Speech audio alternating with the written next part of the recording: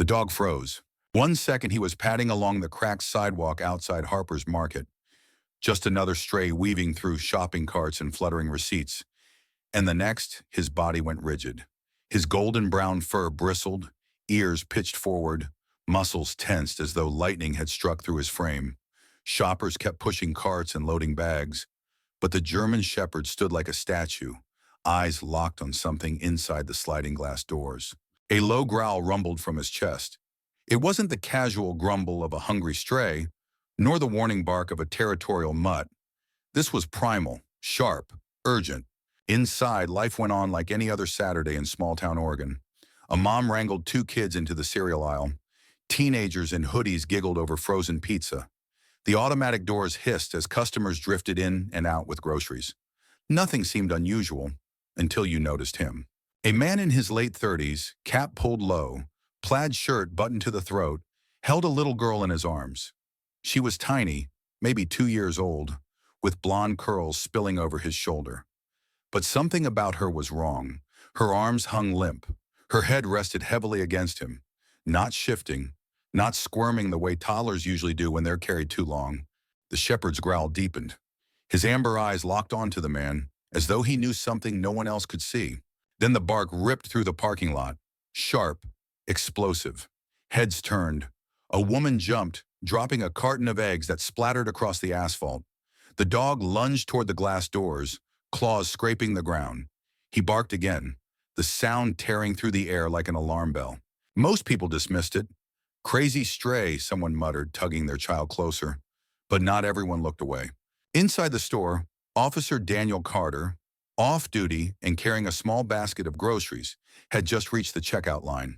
He heard the bark and glanced toward the entrance. Years of instinct prickled in his gut.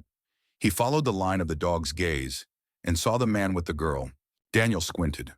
The girl's face was turned into the man's shoulder, but her stillness unsettled him. Too quiet, too limp. He stepped forward. "Sir?" Daniel called out, keeping his voice level. The man stiffened. "What?" "I need to ask you a quick question." The man's grip tightened on the girl. "She's sick. I'm just taking her home." His words came too fast, too defensive. The shepherd barked again, launching toward the man as if the leash of fate itself had snapped. Shoppers gasped. A woman screamed. The man jerked backward, nearly knocking over a display of oranges. Daniel's instincts roared to life. He flashed his badge. "Let's step outside and talk." The man shook his head, sweat beading along his temple. "Get that dog away from me." But the shepherd wasn't moving. He planted his paws, body low, every fiber of him locked onto the child. And then the man bolted. He shoved past carts, scattering paper towels, sprinting down aisle 3. The little girl's head bobbed limply as he ran. Daniel dropped his basket and charged after him. The shepherd needed no command.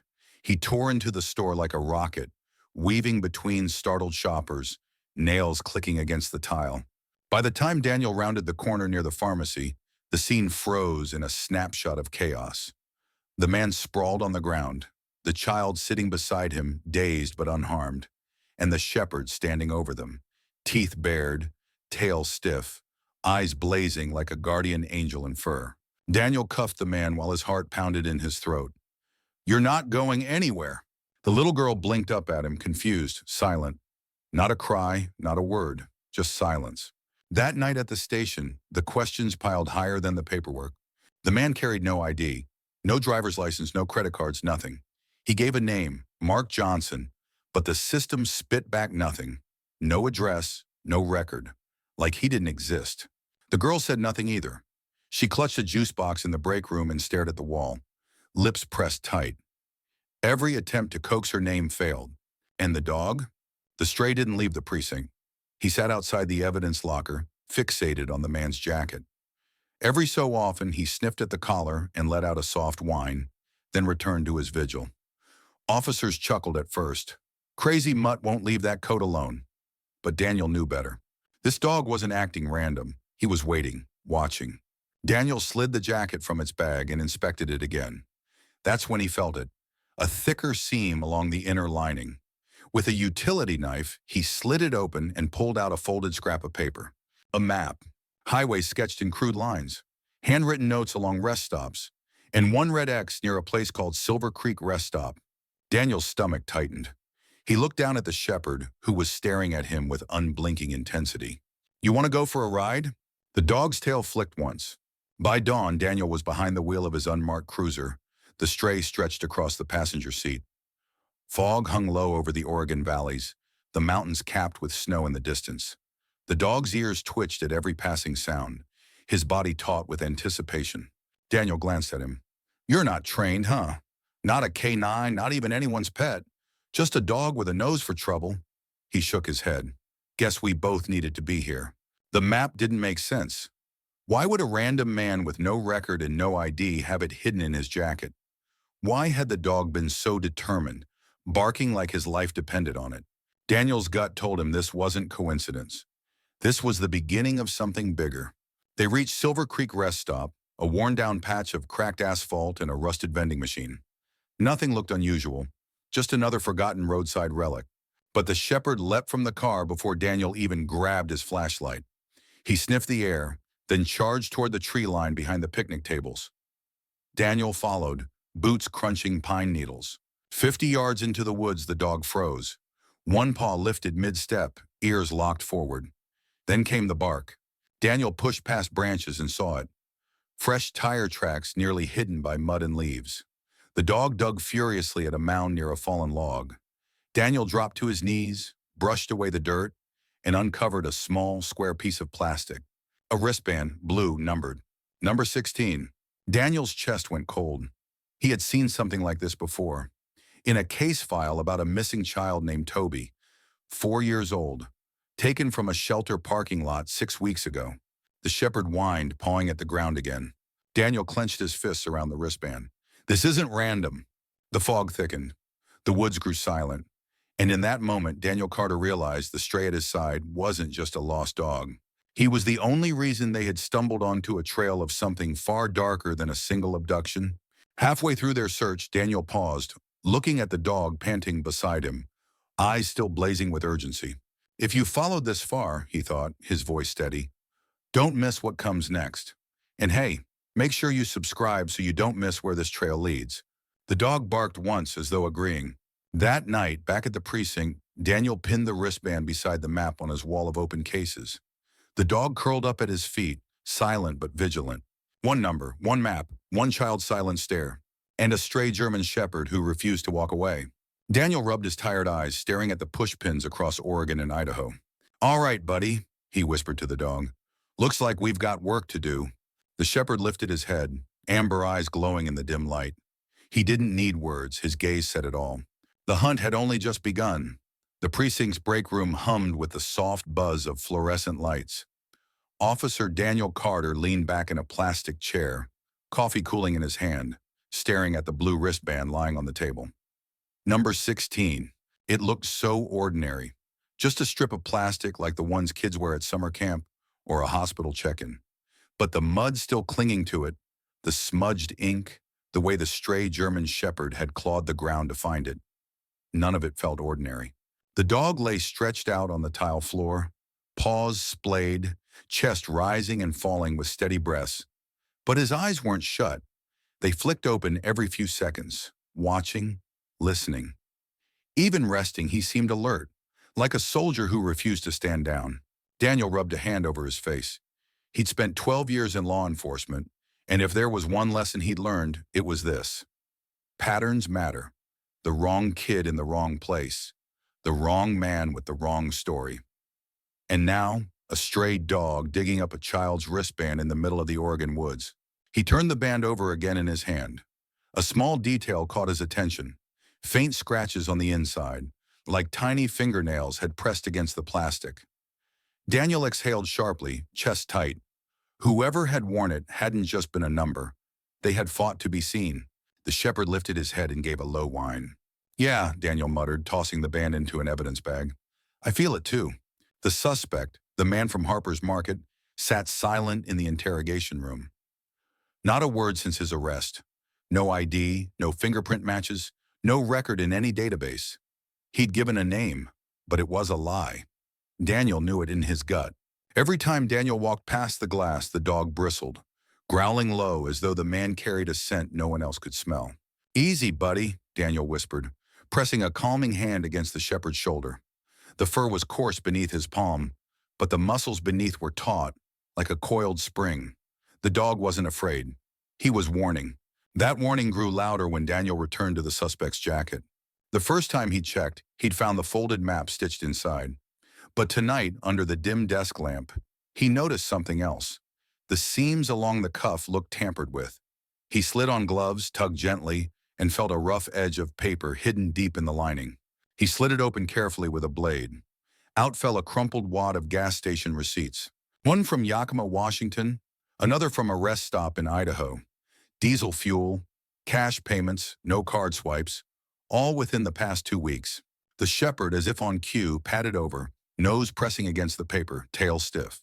"You're telling me to pay attention, huh?" Daniel muttered. The receipts painted a rough trail, and it wasn't random. Whoever this man was, he wasn't shopping for groceries or hauling lumber. He was running a route that just might explain why a little girl stayed silent and why no one had reported her missing. The next morning, Daniel loaded the shepherd into his cruiser. The dog jumped in without hesitation, curling into the passenger seat like it was the most natural place in the world. The October sun rose sluggishly over the Cascade Range, painting the sky in pale streaks of gold. Daniel's thermos rattled in the cup holder as he followed the highway north. "You're not trained," he said, glancing at the shepherd, "but you've got something better. You see what the rest of us miss." The dog pressed his nose to the window, eyes scanning the blur of trees and hillsides as though cataloging every scent. Daniel couldn't shake the thought. This dog has no collar, no tag, no owner, and yet he shows up at the exact moment I need him most. Coincidence? Maybe. But in his years on the force, Daniel had learned not to shrug off instincts, human or canine. The first stop on the receipts was an old fuel station 60 miles east. The building was little more than a shack with peeling paint, a flickering neon sign, and a single pump that looked like it belonged in a museum. Daniel parked off to the side. The shepherd leapt out, nose pressed to the gravel. The clerk, a heavy-set man in his 60s with a ball cap stained with motor oil, squinted at Daniel. "You law enforcement?" Daniel showed his badge. "Looking into a man passed through here last week. Plaid shirt, late 30s. Traveling with a little girl." The clerk scratched his chin. "Yeah, filled up around midnight. Cash, didn't say a word." He lowered his voice. "Kid didn't look right. Pale. Head on his shoulder the whole time. Thought she was asleep." Daniel's stomach tightened. "Did you see where he went?" The clerk shook his head. "Northbound, that's all I got." The shepherd barked once, sharp and loud, startling the clerk. He had his nose pressed against a patch of dirt by the pump, paw scraping furiously. Daniel crouched. Half buried under the gravel was a tiny scrap of fabric, pink, frayed at the edges. The kind of fabric you'd find on a toddler's sweater. The shepherd whined, pressing his nose into Daniel's hand as he lifted the fabric into an evidence bag. "Good boy," Daniel whispered, though he knew better. This dog wasn't his. He wasn't anyone's. But in that moment, the bond felt unshakable. Back on the road, the evidence spread across the passenger seat. The map, the receipts, the wristband, the scrap of fabric. Together, they painted a picture Daniel didn't want to believe. This wasn't a kidnapping for ransom. There were no demands, no messages, no calls. Whoever these men were, they weren't interested in money. They were interested in disappearing children, children no one looked for. Children without paperwork, without guardians, without voices loud enough to raise alarms. Daniel's grip tightened on the wheel. He'd seen the system fail too many times. Foster kids bounced from home to home, immigrant children lost in paperwork, kids from rural towns whose cases went cold after a week. And now a stray dog was pulling him into something bigger than any case he'd worked. By dusk, Daniel and the shepherd pulled off near a wooded trail not far from Dry Creek, the second location marked on the receipts. The road was cracked, half swallowed by weeds. An old ranger station slouched at the edge of the clearing, windows broken, roof caved in. The shepherd leapt out before the engine stopped. His nose went to the ground, ears rigid, body tense. He moved forward in a zigzag pattern, sniffing, pausing, then surging ahead. Daniel followed with a flashlight, boots crunching pine needles. The air smelled damp, earthy, like rain-soaked bark. Suddenly, the shepherd froze. His paw hovered mid-step, ears locked forward. Then he barked, sharp and urgent, before clawing at the ground near a moss-covered log. Daniel dropped to his knees, brushing aside soil and leaves.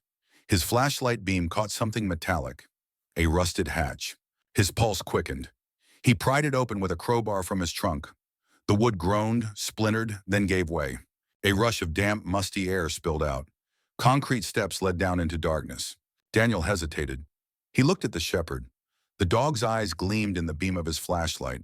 No fear, just focus. Together they descended. The underground space smelled of mold and sweat. The beam of Daniel's flashlight skimmed over bare walls, a generator humming in the corner, and, his chest clenched, children's shoes lined against the wall. Tiny sneakers, worn sandals. A pair of pink light-up shoes scuffed at the toes. Then a whisper. "Is he gone?" Daniel spun, light catching a pile of blankets in the corner. A boy emerged, no older than 6, eyes wide, face pale. Daniel lowered his weapon. "Hey, buddy, it's okay. You're safe." The boy shook his head. "He said if we screamed, the bad man would come back." The shepherd eased forward, lying down beside the boy, tail wagging gently. The boy's eyes flicked to the dog. For the first time, something softened in his face. "He kept the others," the boy whispered. Daniel's blood ran cold. Others? By the time backup arrived, the site had been secured. The boy wrapped in a blanket, and the hatch taped off with evidence markers. But the weight of his words clung to Daniel like a second skin. The others. How many? Where? And who was he? Back at the precinct, Daniel pinned the latest evidence to the board. The wristband, the receipts, the fabric, the photo of the boy. The shepherd curled beneath the desk, eyes flicking between Daniel and the jacket sealed in its bag. "All right, buddy," Daniel murmured. "We've just scratched the surface." The dog whined softly, then rested his head on his paws. Daniel stared at the map again. Red X's, receipts, routes. This wasn't over. It was only beginning. The air in Dry Creek still carried the damp, musty scent from the underground hatch long after the site had been cleared. Officer Daniel Carter leaned against the hood of his cruiser, arms folded, staring into the dark line of pines.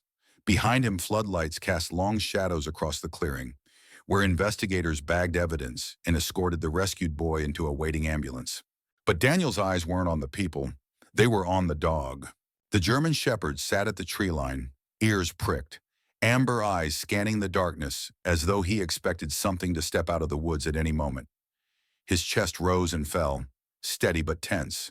And when the boy's whisper echoed in Daniel's mind, "He kept the others," it wasn't hard to imagine the dog heard it too.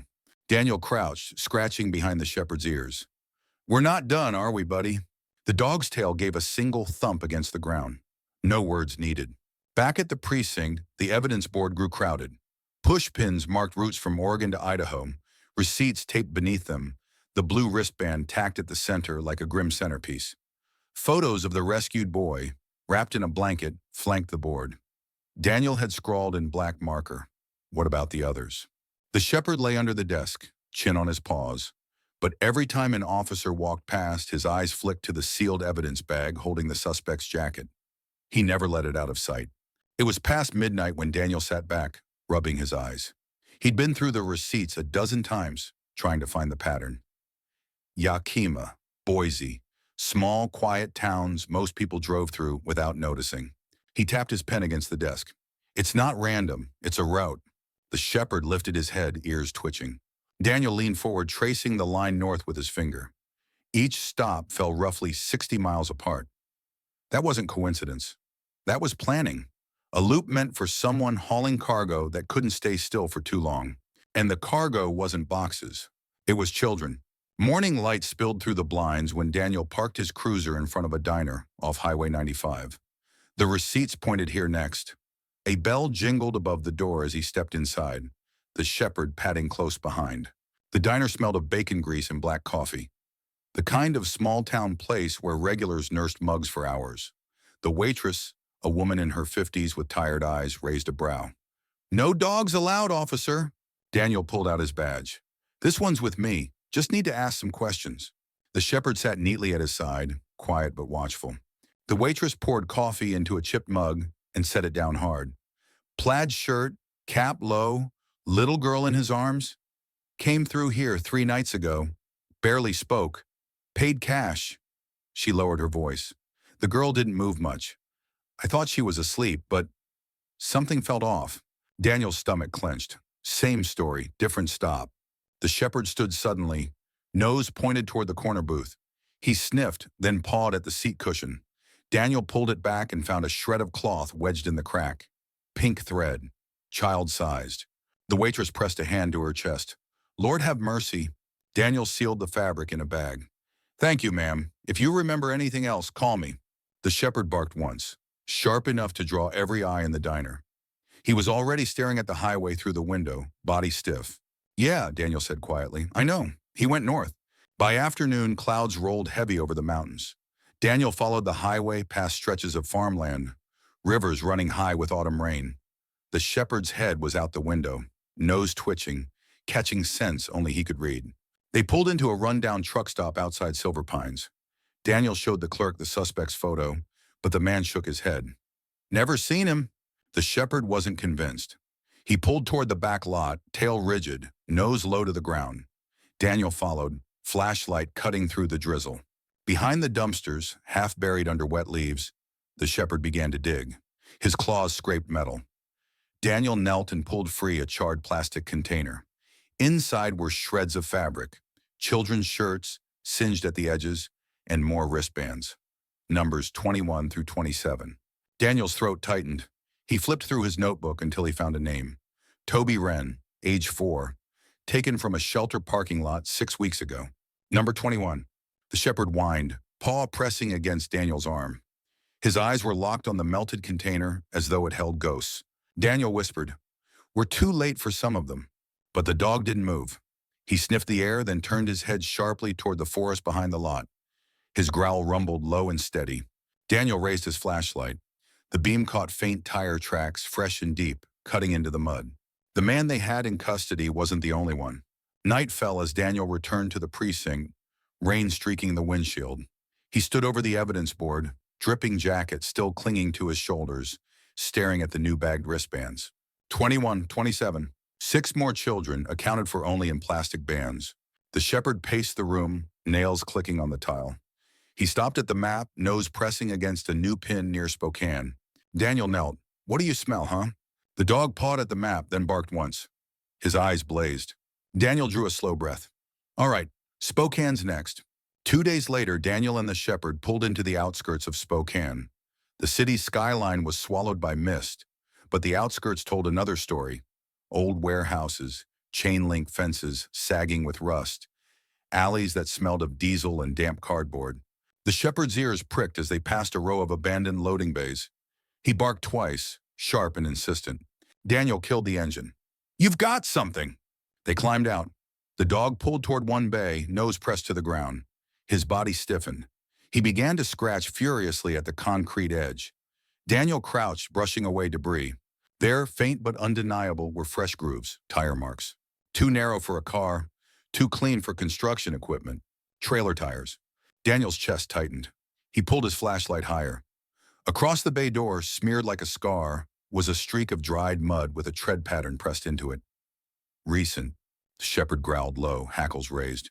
Daniel stepped back, radio in hand. "This is Carter. I need a team at my location. Possible holding site." The words caught in his throat. Possible holding site for children.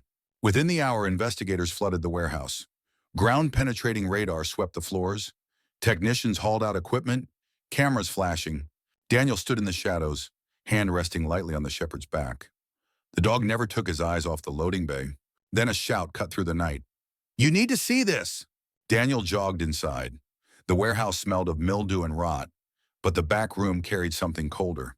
A row of rusted lockers stood against the wall, chained together. At first it looked like junk, until someone pried one open. Taped inside was a child's drawing. Crayon on a torn paper plate, a sun, a stick figure, a dog. And beneath it, scribbled in uneven letters, "Hero." Daniel's throat went dry. He glanced at the shepherd. The dog's tail flicked once, eyes locked on the paper. One of the children had seen him. One of them believed he was their way out. Back at the precinct, Daniel pinned the drawing beside the map. The board looked less like evidence now and more like a child's nightmare. Every clue whispering about lives stolen and hidden. The shepherd curled at his feet, chest rumbling with a soft growl, as though even in sleep he refused to let the case go. Daniel rubbed his temples, staring at the board. A pattern was forming. rest stops, abandoned warehouses, remote trails, places no one paid attention to. He whispered into the silence, "They're moving kids across state lines." The dog stirred, ears twitching. Daniel's jaw tightened. "And you're the only reason we're even close." Outside, rain hammered the windows. Inside, a stray German shepherd guarded the truth like it was his own. And Daniel knew, whatever they were chasing, it wasn't done with them yet. Not even close. The precinct felt heavier after Spokane. The warehouse, the lockers, the crayon drawing with the word hero, none of it left Officer Daniel Carter's mind. He sat hunched at his desk, jacket still damp from the rain, staring at the evidence board as though the photos and pushpins might suddenly rearrange themselves into a clear picture. The shepherd lay at his feet, head resting on his paws, amber eyes half shut but never fully asleep. Every so often, his ears twitched, or his gaze flicked to the evidence bag holding the suspect's jacket. He hadn't lost interest in that jacket for a second. Daniel leaned back in his chair, rubbing his eyes. "What are we missing, boy?" The dog lifted his head, ears pricking. Then he stood, padded over to the table where the jacket sat sealed in plastic, and pawed at it again. Daniel frowned. "You really don't let things go, do you?" With a sigh, he tore the bag open once more and laid the jacket out flat. He'd gone over it a dozen times. Found the hidden map, the gas station receipts. But maybe the dog saw what he didn't. Running his hands along the seams, he felt it. A thickness along the inner pocket. Just subtle enough to miss if you weren't looking for it. He grabbed a blade and slit the lining. A folded scrap of paper slid free. It wasn't a receipt this time. It was a rough sketch. Lines of highway, arrows pointing between towns, and at the bottom, one word scrawled in block letters. Dry Creek Trailhead. Daniel's pulse quickened. They'd already uncovered one hatch at Dry Creek. If there was another, the shepherd barked once, sharp and decisive, as though confirming what Daniel already knew. By late afternoon, the cruiser wound its way up a narrow back road toward the Cascades. The October sky was overcast, clouds sagging low, the kind of weather that clung to your skin and made the world feel smaller. Daniel tightened his grip on the wheel. The trailhead hadn't been maintained in years. Locals said it was haunted by hikers who'd gone missing. Stories teenagers told around campfires to spook each other. But Daniel knew better. The danger wasn't ghosts. The shepherd sat tall in the passenger seat, body tense, nose pressed against the cracked window. Every shift of his ears told Daniel what his gut already knew. They were close to something. When they finally pulled off the road, the trailhead was as deserted as promised. A broken sign leaned sideways. Letters faded. A picnic table sat crooked under a pine tree, half swallowed by moss. Daniel parked behind a cluster of bushes and killed the engine. The silence pressed heavy around them, broken only by the rustle of leaves. He opened the door. "Find it, buddy." The shepherd leapt out, nose low, weaving through the clearing in wide circles. At first he moved slowly, methodically, sniffing the air. Then suddenly his body stiffened. He lowered his head and took off toward the tree line, bark echoing once through the woods. Daniel followed, flashlight in hand, boots crunching pine needles. They pushed deeper until the trees closed in, branches scratching like fingers against the beam of light. The dog stopped abruptly, paw lifted mid-step, body locked like a statue. He barked again, sharp and insistent, then began clawing at the ground near a moss-covered boulder. Daniel's chest tightened. He dropped to his knees, scraping away leaves and dirt. Beneath him, a slab of rotting plywood emerged. He pried it up with his crowbar. A hatch. The smell hit immediately, damp, metallic, stale. Daniel drew a deep breath, hand tightening on his flashlight. He looked at the shepherd. "Ready?" The dog's tail flicked once. No fear, just focus. Together they descended. The air was cold underground, heavy with the scent of mildew. The beam of Daniel's flashlight swept across concrete walls, bare and windowless. The space hummed faintly with the sound of a small generator. And then, children's shoes again, lined neatly against the wall. Daniel's throat closed. He raised the light higher. Mattresses, thin and stained, lay scattered on the floor. Piles of tiny clothes sat in corners, folded as though someone had tried to impose order on chaos.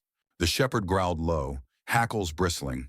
He moved ahead, nose twitching, body taut. Then he stopped, ears pinned forward, and let out a sharp bark. From the shadows came a whisper. "Is it safe?" Daniel swung the light. A boy crouched behind a stack of blankets, eyes wide and pale. 6 years old maybe. Dirt smudged his cheeks. His voice cracked as he whispered again. He said not to scream. Daniel knelt slowly, lowering his voice. It's okay, buddy. You're safe now. The shepherd lay down beside the boy, tail wagging softly. The boy's gaze flicked to the dog, and for the first time, his shoulders eased. He kept the others, the boy whispered. Daniel's blood ran cold. He wanted to ask who, how many, but the boy's eyes darted toward the dark corner of the room. He shook his head, lips pressed tight. Daniel scanned the wall. His beam landed on crude writing, scratched into the concrete with something sharp. Numbers, names, not all finished. 3 Lily, 9 Gracie, 16 Button, 21 Toby, 28. The question mark burned into his vision. By the time backup arrived, the hatch was sealed with evidence tape. The boy wrapped in a blanket and carried into the night. But Daniel lingered in the clearing, staring at the trees, the question mark echoing in his mind. How many more? The shepherd pressed against his leg, warm and steady. Daniel whispered, We're not close to done, are we? The dog's eyes gleamed in the beam of the flashlight. No, they were only scratching the surface. Hours later, Daniel sat in the briefing room with 2 state investigators. The rescued boy slept in another room, a stuffed bear clutched tight in his arms. The suspect isn't working alone, Daniel said, tapping the map. He's a link in a chain. They're transporting kids, holding them in temporary sites, rest stops, trailheads, warehouses. They don't stay in one place for long. One of the investigators leaned forward. For ransom? Daniel shook his head. No demands. No messages. This isn't about money. He glanced at the shepherd lying at his feet. This is about disappearing children quietly, without a trace, the kind no one reports, or the ones people stop looking for after a week. The room fell silent. Agent Russell, the federal liaison, finally spoke. Give us 2 days, work your trail, we'll cover you. Daniel nodded. 2 days. The shepherd barked once, as if in agreement. That night, Daniel drove home through sheets of rain. The shepherd sat curled in the passenger seat, damp fur steaming faintly in the heater's glow. Daniel glanced at him. You're not mine, he said softly, but you're the only reason we've gotten this far. The dog turned his head, amber eyes catching the glow of the dashboard. For a moment, Daniel swore he understood. By the time they reached Daniel's driveway, the rain had slowed to a mist. The house stood dark, quiet. Inside, Daniel hung his jacket by the door and collapsed onto the couch. The shepherd padded across the living room, circled once, then lay at the foot of the couch as though he'd always belonged there. Daniel closed his eyes. For the first time in days, he let sleep take him. But even in the quiet, the boy's whisper echoed in his mind. He kept the others, and the question mark on the wall burned like a brand. The mountains pressed close around the winding back road, pines looming tall against a slate-gray sky. Officer Daniel Carter tightened his grip on the wheel as his cruiser climbed higher into the Cascades. Rain tapped softly against the windshield. More mist than storm, but enough to blur the edges of the world. Beside him, the German shepherd sat tall and rigid, nose close to the cracked window, ears twitching at every shift of the air. He hadn't rested since they left the precinct. Every muscle seemed to hum with the same urgency Daniel felt.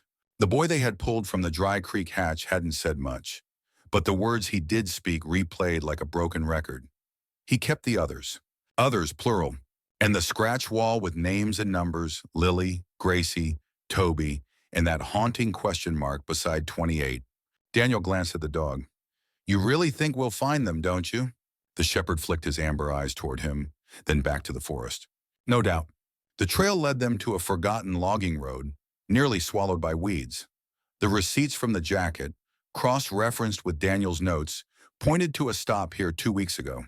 No businesses, no houses, just a road most people would never bother to drive. Daniel pulled the cruiser off to the side, gravel crunching under the tires. He killed the engine, and silence rushed in, broken only by the whisper of trees. He opened the door. All right, buddy, show me. The shepherd leapt out, paws sinking into the damp earth. He sniffed the air, tail stiff, body locked into that razor-sharp focus Daniel had come to trust more than any hunch. Slowly at first, the dog circled the clearing, nose pressed low. Then, without warning, he bolted into the trees. Daniel grabbed his flashlight and followed, boots crunching through pine needles. The forest closed around them, damp and dark, the smell of moss and wet bark filling his lungs. The dog stopped suddenly, paw raised mid-step, body tense. Then he barked, short, sharp, urgent.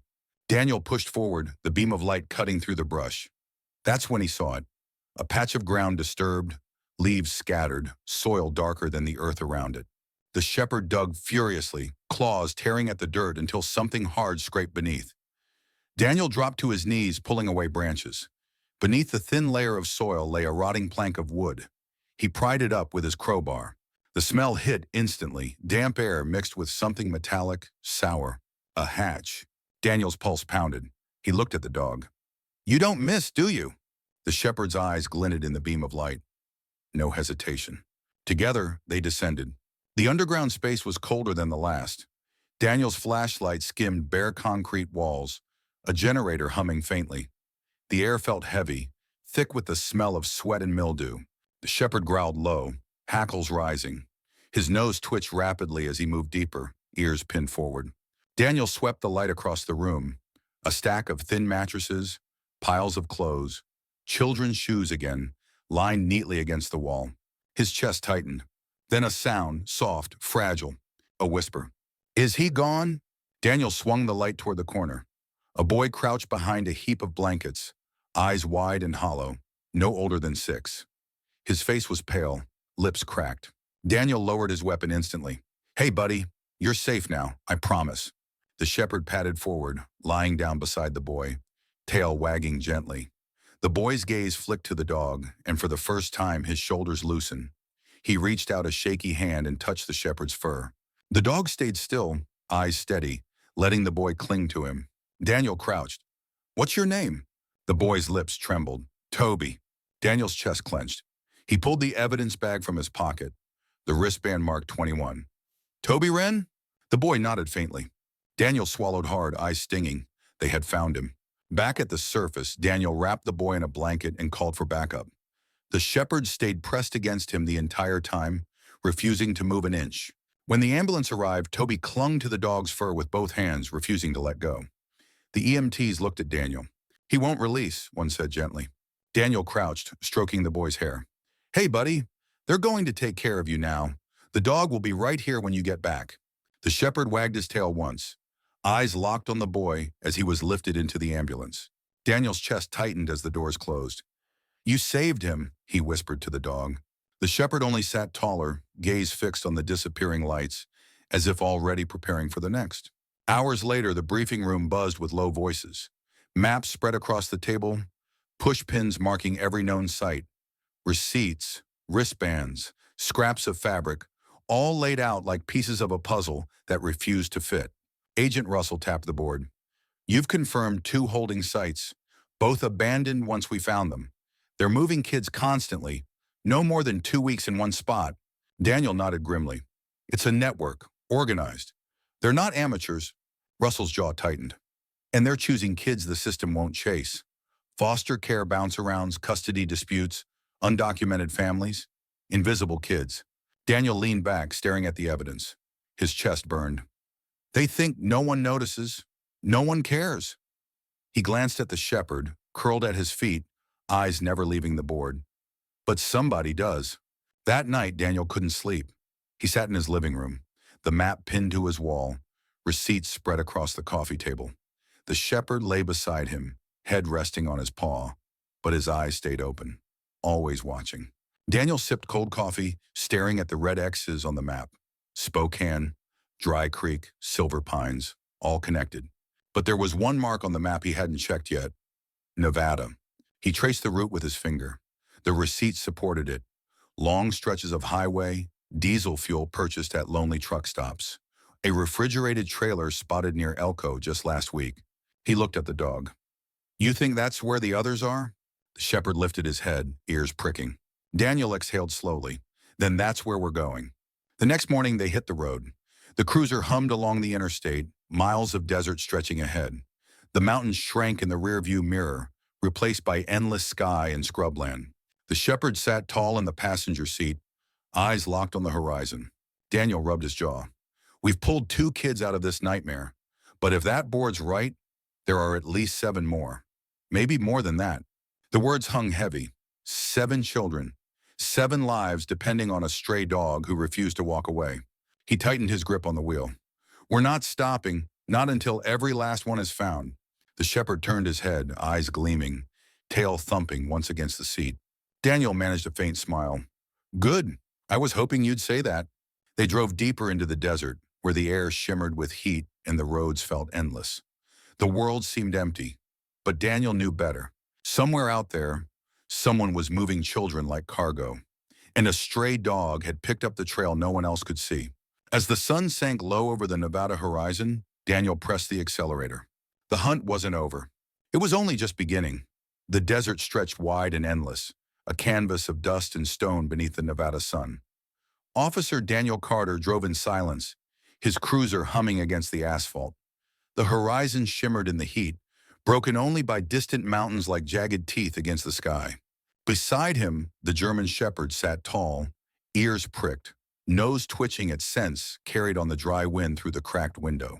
His body was still, but his eyes never stopped scanning the landscape. Daniel rubbed the back of his neck. He'd spent most of his career chasing suspects through city streets, breaking up bar fights, handling domestic calls. He'd thought he understood the darker corners of the world. But this, kids vanishing into a network that treated them like freight, was something else entirely. And the worst part? It took a stray dog to point them toward the truth. The first stop in Nevada was a truck plaza off the interstate, a place where diesel rigs lined up like steel cattle beneath buzzing floodlights.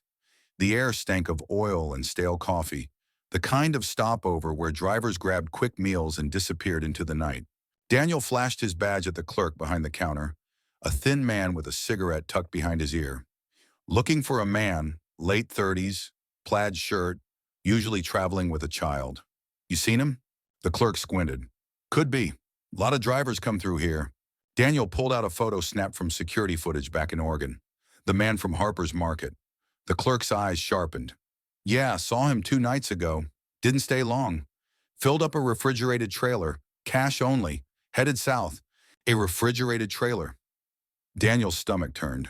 He didn't need anyone to spell out what that meant.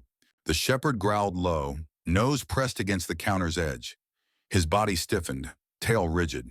The clerk shifted uncomfortably. Dog don't like me much. Daniel shook his head. It's not you.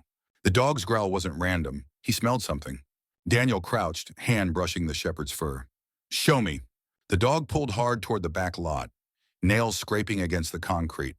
Daniel followed, weaving past idling semis until they reached a patch of dirt where tire grooves cut deep into the ground. The shepherd sniffed furiously, then stopped at a spot near the fence. There, half buried in the sand, was another wristband. Blue, number 25. Daniel bagged it carefully, throat tight. 2 numbers left between Toby and this one. That meant children they hadn't even seen yet. Alive or not, he couldn't know. The shepherd whined, paw pressing against the dirt. His amber eyes met Daniel's, sharp with something close to urgency. Daniel swallowed hard. We're running out of time. Hours later, they pulled off onto a side road cutting through scrubland. The sun dipped low, painting the desert in orange and red. Daniel followed the map of receipts and gas station stops until they reached an old way station, long abandoned, its roof sagging, paint peeling. The shepherd leapt from the car before the engine stopped. He sniffed the air, then bolted toward the station doors. Daniel hurried after him, flashlight in hand. Inside, dust coated everything. Broken chairs, shattered glass, rusted scales.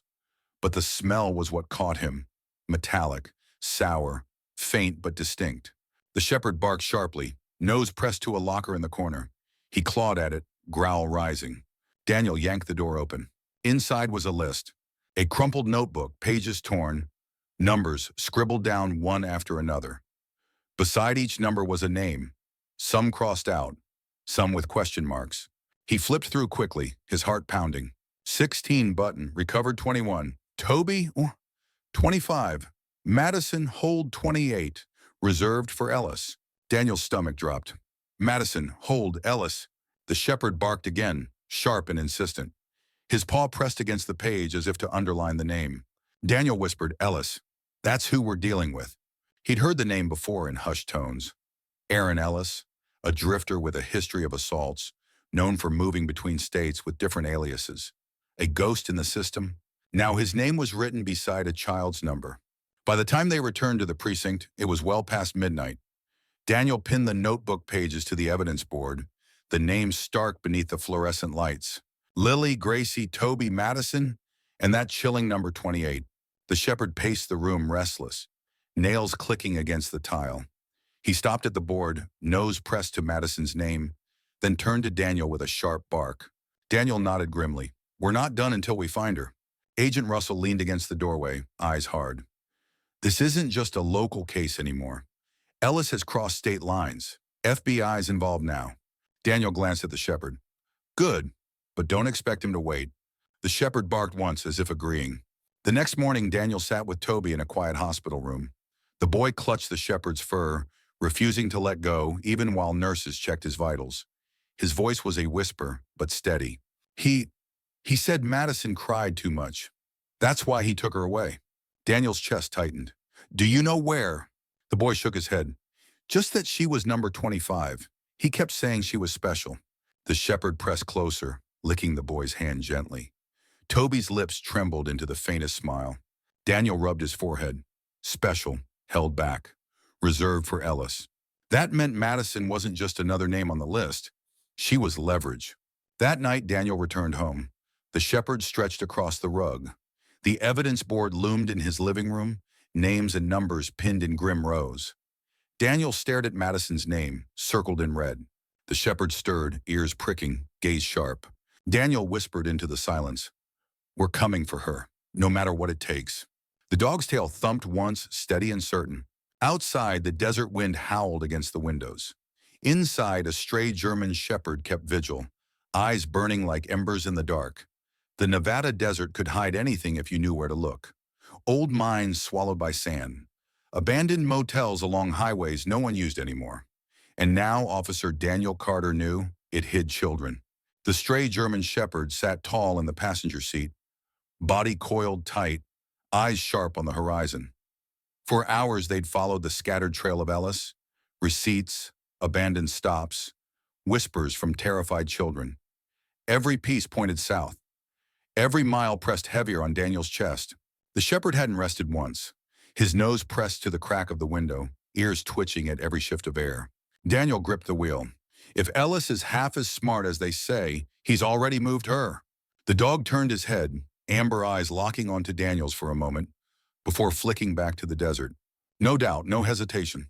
They reached Twin Falls, a stretch of desert brush broken by narrow canyons.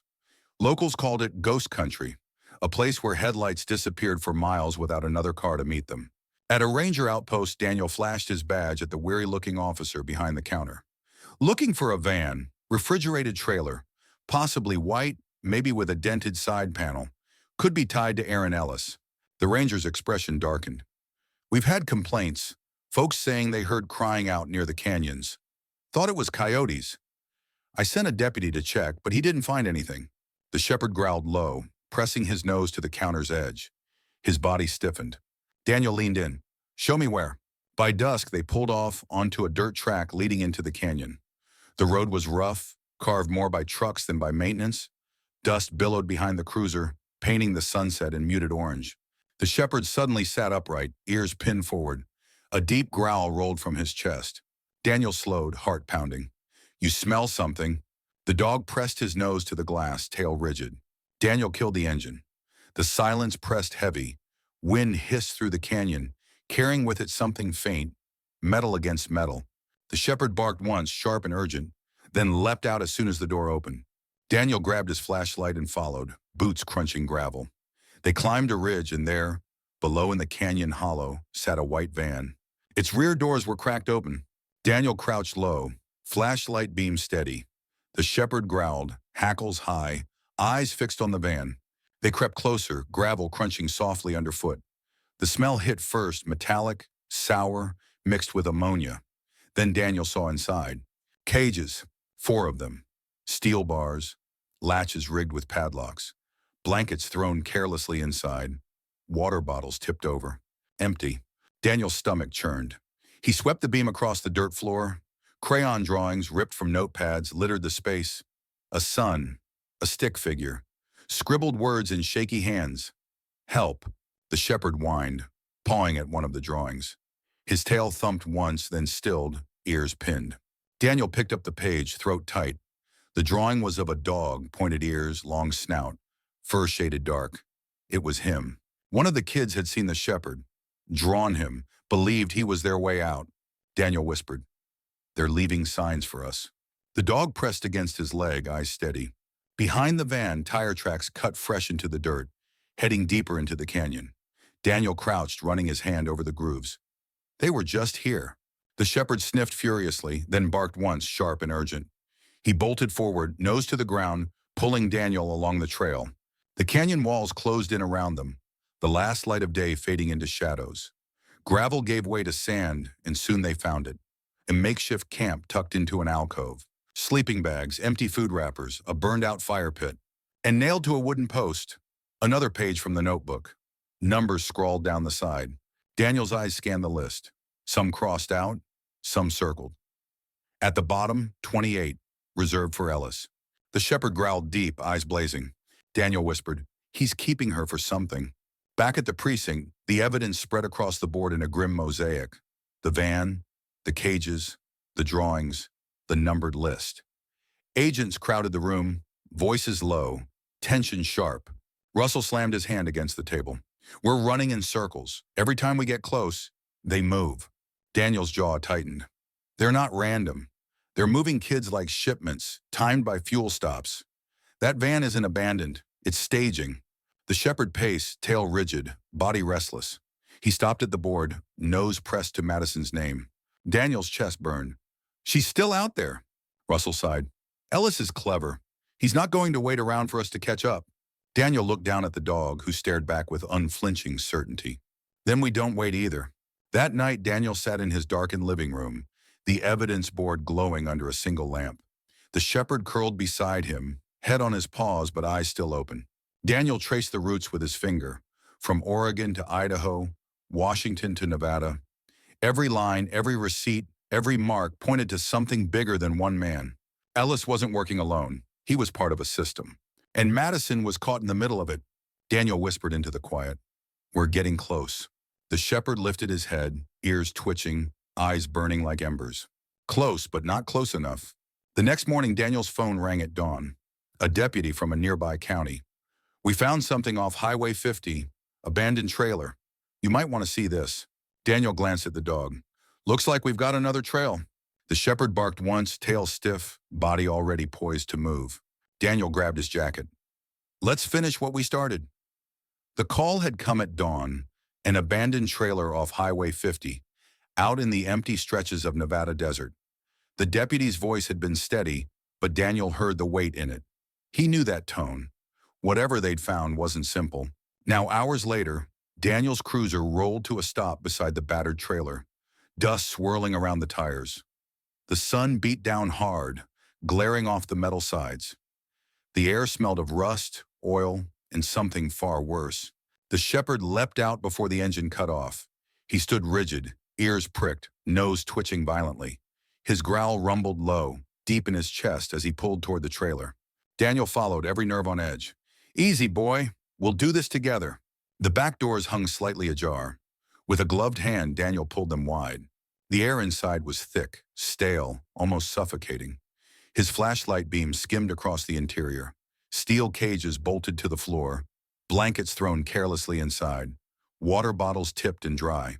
And scrawled across the wall in a child's shaky hand, 28. Daniel's heart hammered. "Madison!" The shepherd barked, sharp and urgent, pawing at the corner. He whined, scratching furiously at the metal floor. Daniel dropped beside him, pulling away a thin sheet of plywood that had been bolted down. Beneath it, dirt, freshly disturbed. Daniel's chest clenched. "Oh, God!" The shepherd dug with desperate urgency, claws tearing at the earth. Daniel joined him, hands raw, until his fingers struck something solid. A suitcase. He yanked it free, heart pounding, and snapped the locks. The lid creaked open. Inside was a little girl, blonde hair tangled, skin pale, chest rising in faint, shallow breaths. Her lips parted as her eyes flickered weakly open. The shepherd whined, pressing his nose to her face. Her voice was barely a whisper. "Dog!" Daniel's throat burned. He scooped her into his arms, heart pounding against his ribs. "You're safe now, Madison. We've got you." The ambulance screamed down the highway minutes later.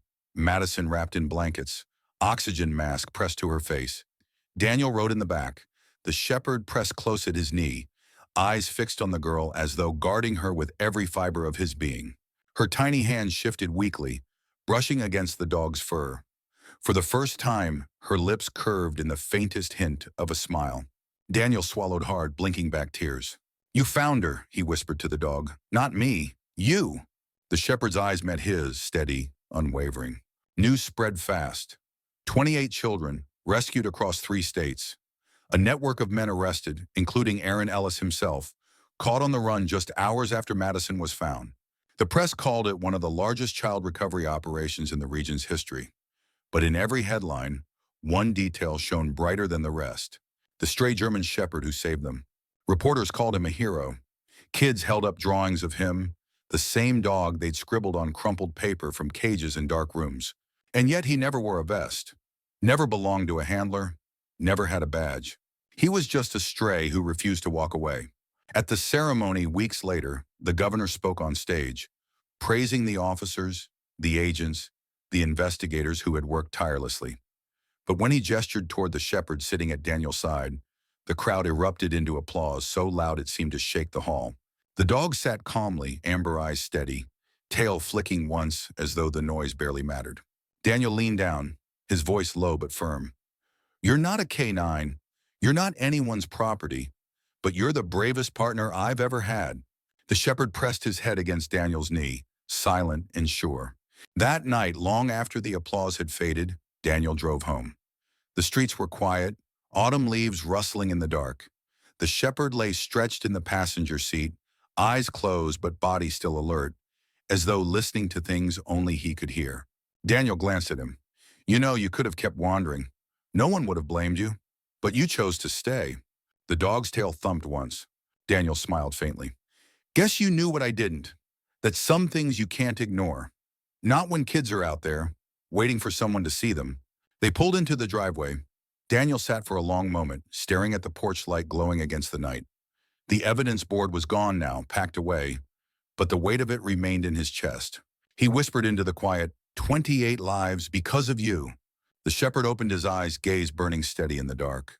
No medals, no titles, just truth. Weeks later, Daniel took the shepherd to the park near Harper's Market, where it had all begun. Families laughed on the grass, kids ran with kites and frisbees.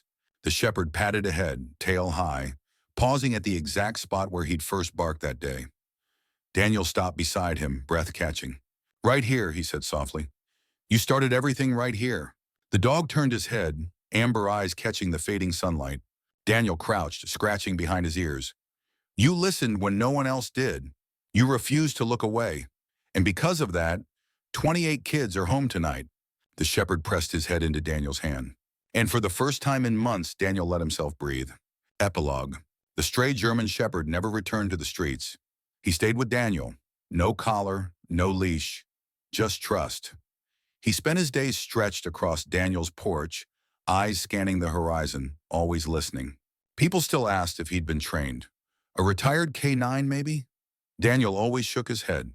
No, he wasn't trained. He just chose to be brave. And now, as you finish this story, take a moment. Some heroes wear uniforms. Some carry badges. And sometimes, one walks on 4 legs unnoticed until the moment the world needs him most. Thank you for staying with this story until the very end. But I'll leave you with this question. If a stray dog barked at something everyone else ignored, would you stop and listen?